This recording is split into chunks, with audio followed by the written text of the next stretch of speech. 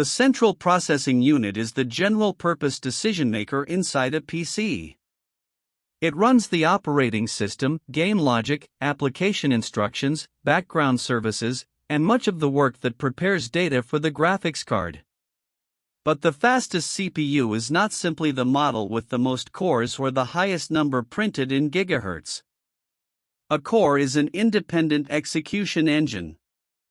More cores allow more work to run in parallel when software is designed to divide the job. Video rendering, software compilation, simulation, and heavy multitasking can scale across many cores. Games use multiple threads too, but every engine divides work differently. One critical game thread can become the limit while other cores remain partly idle. Threads are streams of instructions scheduled onto cores. Simultaneous multithreading can let one physical core make progress on more than one thread, but a second thread is not the same as adding another full core.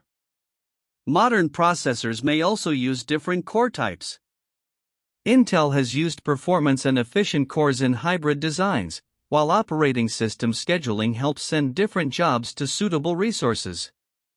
Clock speed describes cycles per second, but it does not tell you how much useful work happens during each cycle. Instructions per clock, branch prediction, execution width, architecture, and cache design can let a newer processor outperform an older chip at a similar frequency. Boost clocks are also conditional. The processor changes speed according to workload, temperature, power limits, motherboard behavior, and the number of active cores. Cache is very fast memory located on or close to the processor. It keeps frequently needed instructions and data from making a slower trip to system memory. Different cache levels trade size for speed. Games can respond strongly to cache and memory latency because the CPU repeatedly accesses world data, physics states, and draw call information. More cache is useful only as part of an architecture and workload, it is not another isolated shopping score. System memory matters too. Capacity prevents programs from running out of working space. Bandwidth controls transfer rate. Latency affects how long requests take. Memory channels, module placement, supported speed, and stability all influence the real result.